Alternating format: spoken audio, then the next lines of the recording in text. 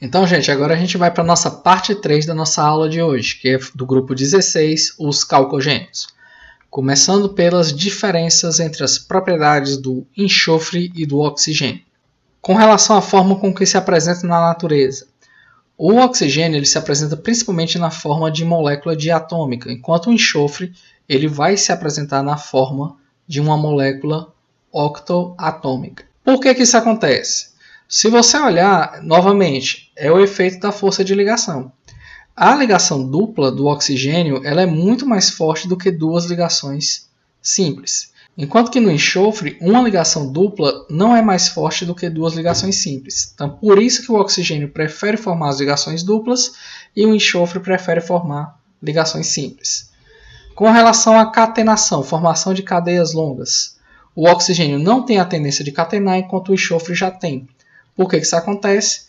A ligação do enxofre com outro átomo idêntico a ele vai ser da mesma ordem de energia do que com outros átomos. Já no oxigênio, a ligação simples ela é muito fraca em relação à ligação com outros átomos. Então, por isso que o oxigênio ele tem que ser bastante reativo, enquanto o enxofre ele prefere formar cadeias com outros átomos de enxofre. Com relação ao número de ligações, o enxofre ele vai ser hipervalente, ele consegue expandir o octeto, enquanto o oxigênio não. Por que isso? Porque o oxigênio é do segundo período, só tem orbitais s e orbitais p, ou seja, só comporta no máximo 8 elétrons. Já o enxofre, por ser do terceiro período, ele tem orbitais s, p e d. Então, por isso, ele consegue expandir o octeto dele e formar mais de 4 ligações. Vamos agora falar do oxigênio diatômico, ou molécula de O2. Ele é um gás que é inodoro, ele é incolor e ele é um radical livre. O que significa isso? Ele tem elétrons desemparelhados. No caso, ele tem 2 elétrons desemparelhados. Então, na verdade, aquela ligação dupla que a gente tem aqui não é uma ligação dupla. Você tem uma ligação simples e tem duas meias ligações π. Como se fosse o nitrogênio, só que em vez de ter os 2 pares de elétron, você tem um elétron em cada ligação π. E isso faz do oxigênio, combinado com a eletronegatividade dele, que é muito alta, faz ele ser muito reativo. E essa reação dele é uma das coisas que faz suportar a reação de combustão. Com relação às características químicas do oxigênio, ele vai ser bastante reativo, ele reage com quase qualquer substância e ele vai alimentar a combustão, ele vai ser um gás comburente. Como é que ele pode ser produzido? Uma das formas de produzir o gás oxigênio é a decomposição térmica de cloratos e percloratos. Se você pegar aqui e aquecer o clorato de potássio, você vai produzir o cloreto de potássio e gás oxigênio. Dá para fazer oxigênio em casa? Dá para fazer. É só você misturar água oxigenada com água sanitária.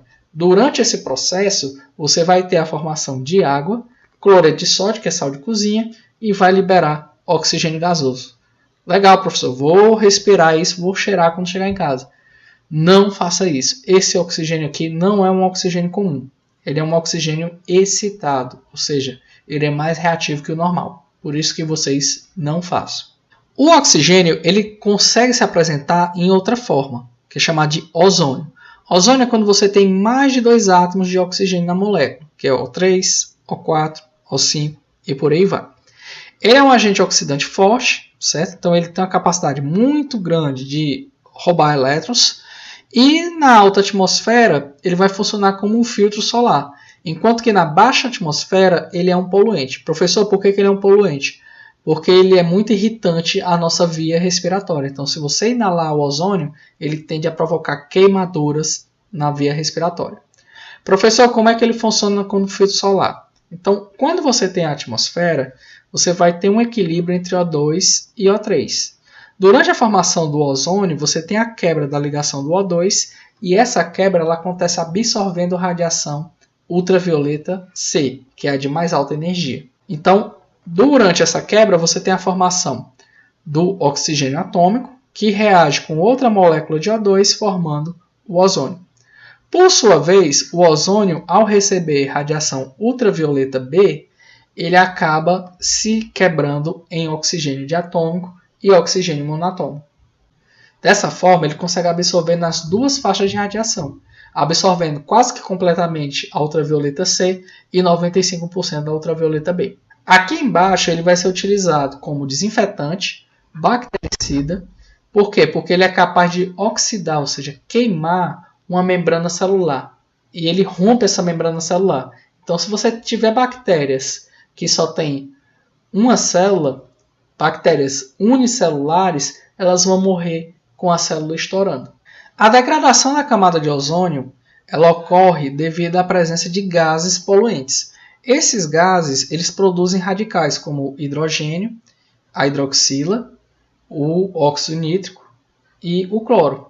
São radicais que formam ligação com o oxigênio, que é mais forte do que a ligação simples. Então, quando você tem essa molécula, ele vai se ligar preferencialmente aqui, e na hora que ele se ligar, ele compensa mais ligar com o radical do que a voltar para a forma de ozônio.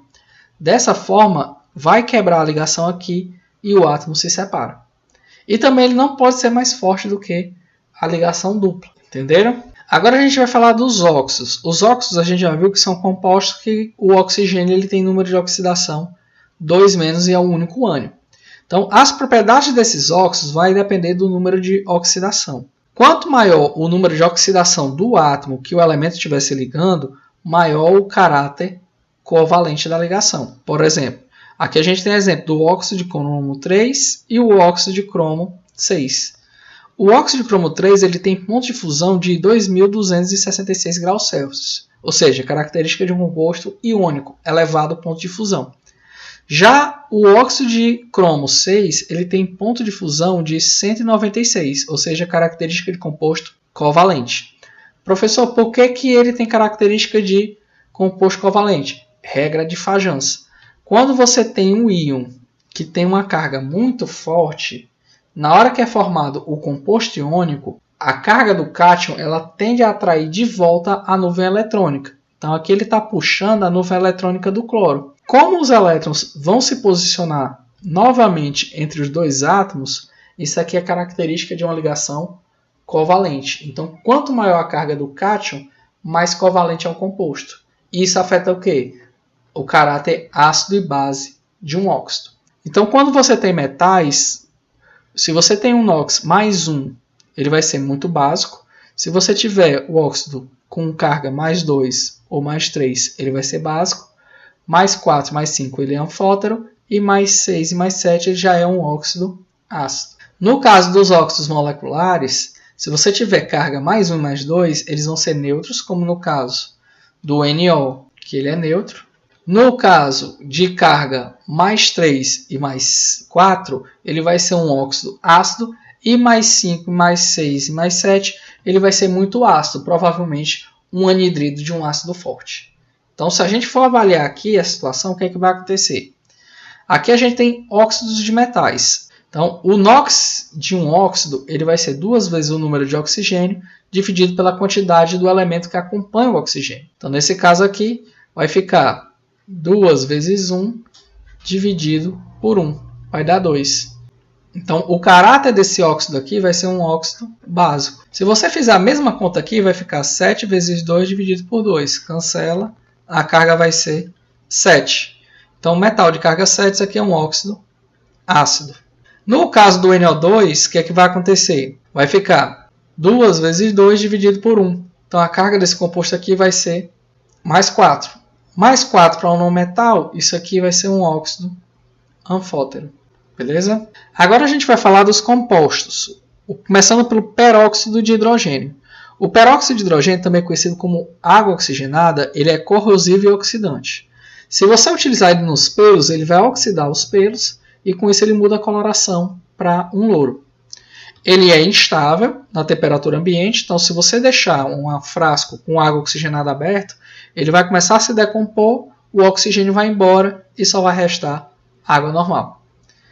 Além disso, a água oxigenada é um composto perigosíssimo. Por quê? Porque na presença de luz, ela se decompõe nos radicais hidroxila, que são justamente intermediários para essa reação de cima. Então você vai ter a formação desses radicais. E qual é o problema desses radicais? Eles são altamente reativos. E estudos comprovam que ele consegue entrar no núcleo das nossas células e com isso mudar o nosso código genético, o que pode ocasionar, além de doenças, a formação de câncer. O íon hidroxila ele vai ser parecido com o radical hidroxila. Qual é a diferença? Ele vai ter um elétron a mais e com isso ele tem uma carga negativa. Todo hidróxido, quase todo metal, forma hidróxido. E o perigo desses hidróxidos é que alguns, principalmente as bases fortes, eles são corrosivos à pele. O radical hidroxila ele pode ser produzido de forma caseira. Como? Se você misturar algum composto que seja enferrujado ou um composto de ferro 2 com água oxigenada. Então, isso vai provocar a oxidação do ferro de ferro 2 para ferro 3. A solução que é mais esverdeada tende a ficar alaranjada e você vai ter a formação do radical hidroxila. Se tiver algum composto orgânico lá dentro, você vai perceber a formação de bolhas. Esse radical ele é associado, além do câncer, a outras doenças, como o entupimento de vasos, seja na formação de trombos, no caso da trombose, ou também em outros casos, como doenças cardíacas e acidentes vasculares cerebrais. Agora a gente vai falar do outro elemento. Agora a gente vai falar do segundo elemento dessa família, que é o enxofre. O enxofre ele se apresenta em uma grande variedade de formas, tanto cristalinas quanto na forma molecular. Então a gente vai ter na forma molecular o hexaenxofre, que é o S6, o octaenxofre, que é o S8, e o dodecaenxofre, que vai ser o S12. O mais estável é o S8, que ocorre em maior quantidade na natureza. Além disso, o S8 ele consegue formar dois sólidos distintos, que é chamado de enxofre ortorrômbico e enxofre monoclínico. A diferença é como essas estruturas elas vão se empacotar. Então, se ela for retinha, ela vai ter um enxofre ortorrômbico. Se ela for na forma como se fosse uma escadinha, aí você vai ter um enxofre monoclínico. E você vai ter uma diferença visível na estrutura dos cristais, onde o enxofre ortorrômbico ele vai ser mais, vamos dizer assim, mais sólido e o enxofre monoclínico ele vai ter essa forma mais espetada. A obtenção do enxofre ela pode acontecer de forma só de coletar o elemento naturalmente, porque o enxofre ele é muito abundante em regiões vulcânicas, ou ele pode ser feito a partir de algumas reações, como por exemplo o aquecimento da perita, onde você vai ter a decomposição do sulfeto de ferro em ferro e enxofre molecular. Ou ele pode ser feito a partir da combustão do H2S. Na hora que você fizer a combustão, você vai produzir o SO2 e o SO2 ele vai comproporcionar com o H2S. Então, se você misturar o SO2 que reagiu com o H2S que ainda não reagiu, eles vão comproporcionar formando o S8. Compostos de enxofre, vamos falar primeiro dos sulfetos. O sulfeto de hidrogênio ele é característico por um odor muito desagradável, cheiro de ovo podre. Cuidado com esse cheiro de ovo podre, não é legal brincar com isso, porque o H2S ele é mais tóxico que o ácido cianídrico, então ele também mata por asfixia do mesmo jeito. Como é que ele pode ser feito? Misturando um sulfeto com um ácido forte. Então você vai ter uma reação de dupla troca e durante essa dupla troca você tem uma formação de gás, que é o H2S. Então, normalmente os metais que têm um raio maior e uma carga menor, eles vão aparecer na forma de sulfeto. E um dos sulfetos bem conhecidos é o ouro de tolo, que é o sulfeto de ferro. Por que ele é chamado de ouro de tolo? Porque se você misturar a cor amarela do enxofre com a cor prateada do ferro, você vai ter uma cor dourada, que é muito parecida com a cor do ouro. Os sulfetos orgânicos eles são bem característicos das estruturas das proteínas. Então, esse aminoácido aqui, a cisteína, ele vai ser o aminoácido responsável por pegar as proteínas e conferir estabilidade estrutural para elas. No caso mais específico, se a gente pegar o cabelo da gente, ele vai ter alguns resíduos de cisteína. Quanto mais cacheado o cabelo, mais dessas ligações disulfídicas você vai ter. Então, para alisar, o cabelo, o que é que tem que ser feito? Ele tem que quebrar essa ligação de enxofre com enxofre. Então, quem tem um cabelo mais lisinho não tem essa ligação. No meu caso, que eu tenho um cabelo mais ondulado, significa que eu já tenho uma quantidade maior de resíduo. Se eu quisesse alisar, passa uma fonte de aquecimento, no caso a chapinha faz o quê? Ela quebra essa ligação, formando novamente os resíduos de cisteína. Se por outro lado você tem um cabelo liso e quer cachear, o que é que você coloca? Você coloca água oxigenada no cabelo.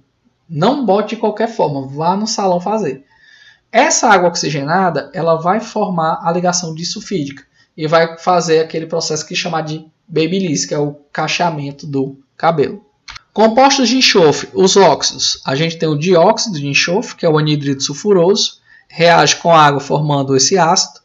E tem o trióxido de enxofre, que é o anidrido sulfúrico. Se você colocar ele com água, ele vai formar o ácido sulfúrico. Os ácidos, a gente tem o ácido sulfuroso, ele é um ácido fraco, e o sulfito, ele é um bom agente branqueador, tanto que ele é utilizado na polpa da madeira, na fabricação das folhas de ofício. Por isso que é chamado de papel sulfite, que vem do inglês sulfito. Aí, quando você tem o ácido sulfúrico, ele já é um ácido forte, ele é um agente desidratante muito forte e ele é um dos responsáveis pela chuva ácida. Então, quando você tem o diesel fóssil, ele queima e vai produzir o SO2. Na alta atmosfera, o SO2 reage com o oxigênio, formando o SO3, que por sua vez ele reage com as nuvens, provocando a formação de ácido sulfúrico e tem aí a presença da chuva ácida. Com relação à propriedade desidratante do ácido sulfúrico, o que é que vai acontecer? Se você misturar, por exemplo, ácido sulfúrico com açúcar, você vai ter a seguinte reação.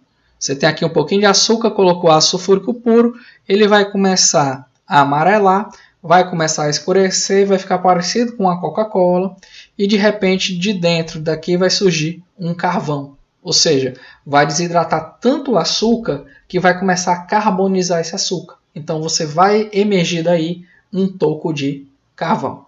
O ácido sulfúrico ele é um composto mais produzido no mundo. Como é que ele vai ser produzido? Parecido com a reação que ocasiona a chuva ácida. A primeira etapa permanece, é a queima do enxofre. A segunda etapa, você vai ter a oxidação do dióxido de enxofre na presença de um catalisador de vanádio.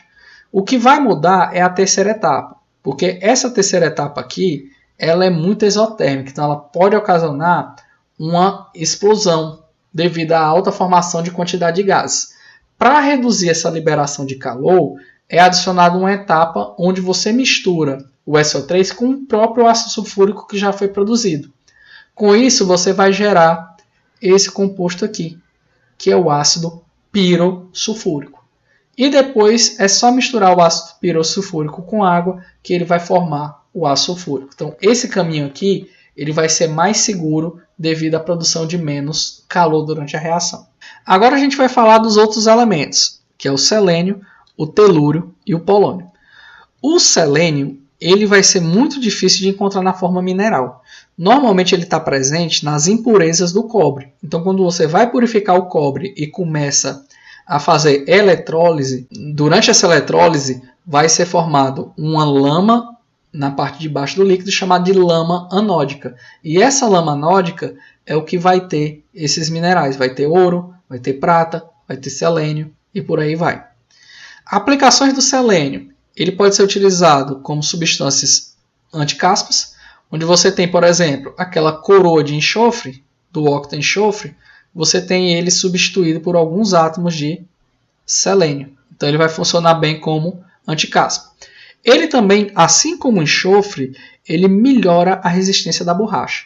A borracha antigamente ela tinha uma resistência muito baixa, até um cidadão chamado de Goodyear, ele adicionar enxofre e vulcanizar a borracha. A mesma coisa o selênio consegue fazer. Você aquece a borracha com selênio e vai aumentar a resistência da borracha. O telúrio ele vai ser encontrado no mineral chamado de calaverita, que ele é o telureto de ouro, e ele pode ser purificado e aplicado como fungicida, inseticida, em cerâmicas, e ele é responsável por dar coloração azul aos vidros. O polônio, ele é um átomo que ele é um emissor de partículas alfa. Ele é um elemento radioativo, certo? Só que a quantidade que ele é encontrado naturalmente na natureza é tão pequena que você precisa de várias toneladas de rádio para encontrar um pouquinho de polônio. Então, o polônio que é utilizado, ele vai ser formado como? Através de reação nuclear. Você vai bombardear o bismuto com um nêutron, aí esse bismuto ele vai decair para polônio, liberando uma partícula beta negativa. Então você pode utilizar esse polônio produzido como fonte de partículas alfa, como o Rutherford utilizou no experimento dele, e ele também vai gerar energia termoelétrica por satélites que ficam em órbita ao redor do planeta. Além disso, em menor quantidade, o polônio ele pode ser utilizado em velas de ignição de motores de partida. Beleza? Então, gente, com isso a gente termina o conteúdo do grupo 15 e do grupo 16. Um abraço a todos e bom estudo.